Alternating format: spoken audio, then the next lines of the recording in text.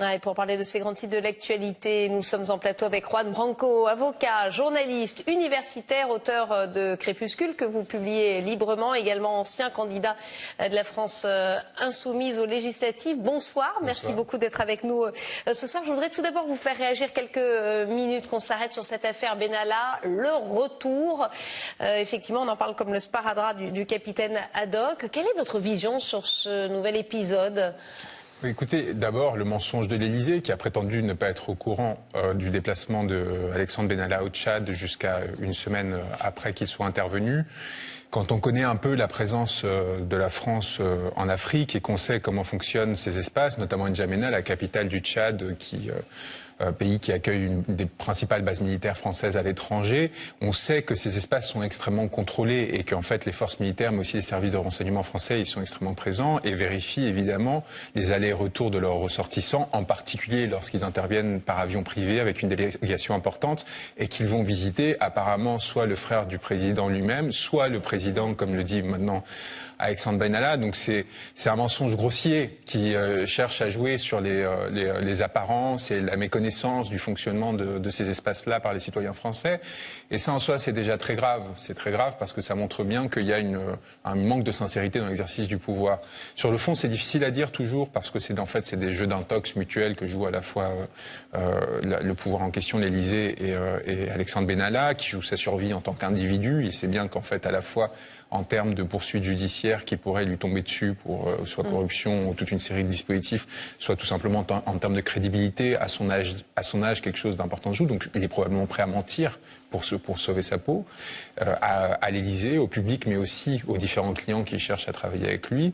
Ce qui est important de savoir, c'est que la place de Benalla au sein de l'Élysée a été très sous-estimée. Et il faut rappeler qu'en fait, Benalla, ce n'était pas simplement un garde du corps de M. Macron, mais quelqu'un qui était chargé, à travers un dispositif très subtil, de créer une garde prétorienne à l'Élysée. Une garde prétorienne, c'est-à-dire une force de police qui n'aurait à répondre à personne, à aucune autorité instituée, si ce n'est au président de la République. Donc il y avait une sorte de tour de passe-passe qui était fait, où ils essayaient d'utiliser la réserve citoyenne, qui est un dispositif par lequel n'importe quel citoyen peut intégrer les forces de police après un stage de quelques semaines.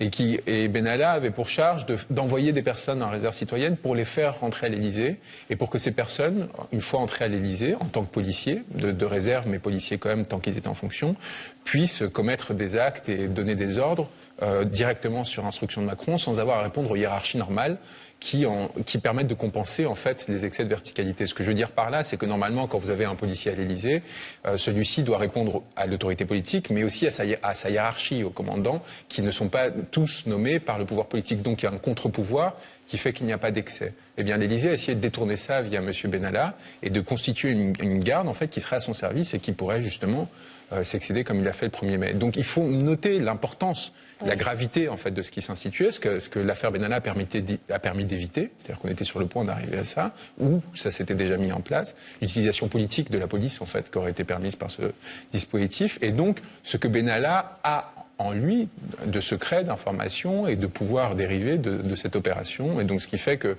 l'Élysée ne peut pas juste s'en débarrasser comme ça sans conséquence. En tout cas, c'est votre avis sur l'affaire Benalla. Autre grand titre de l'actualité, évidemment, de ces derniers mois, les Gilets jaunes. Ça a vraiment formé une remise en question des élites de ce pays. Vous avez, je crois, sauf erreur de ma part, pris part, vous, en Espagne, puisque vous êtes aussi espagnol, au mouvement des indignés.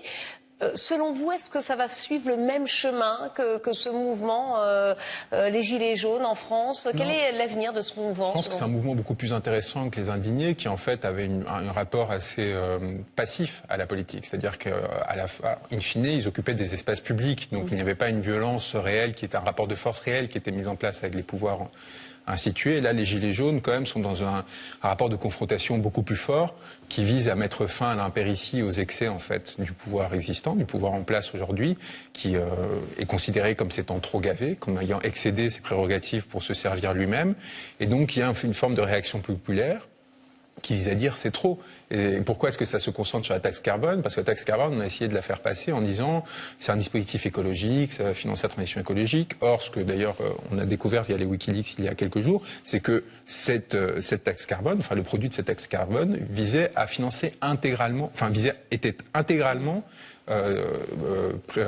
affecté au financement des réductions pour les grands groupes, réductions fiscales pour les grands groupes, via le dispositif qu'on appelle le CICE. Ce que je veux dire par là, c'est que les Gilets jaunes ont senti qu'on essayait de taxer le grand nombre, des dizaines de millions de Français à travers la mise en équivalence du diesel et de l'essence, pour financer les grands groupes qui font déjà des bénéfices importants.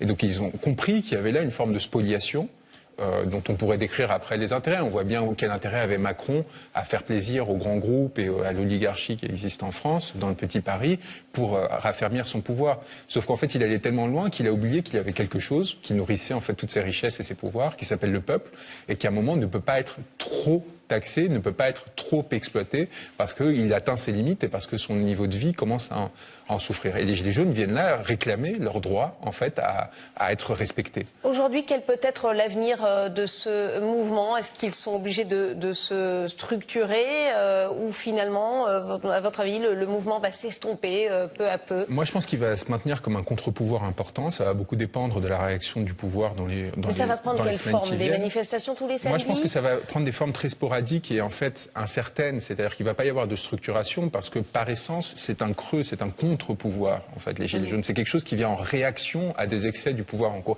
Ils n'ont pas pour vocation de prendre le pouvoir. Il n'y a pas de discours élaboré, de leader, de verticalité. C'est pas du tout l'objectif. C'est de dire si vous vous excédez, si vous abusez, nous serons là pour vous faire trembler. Nous serons là pour mettre des limites et pour nous assurer que notre dignité est respectée.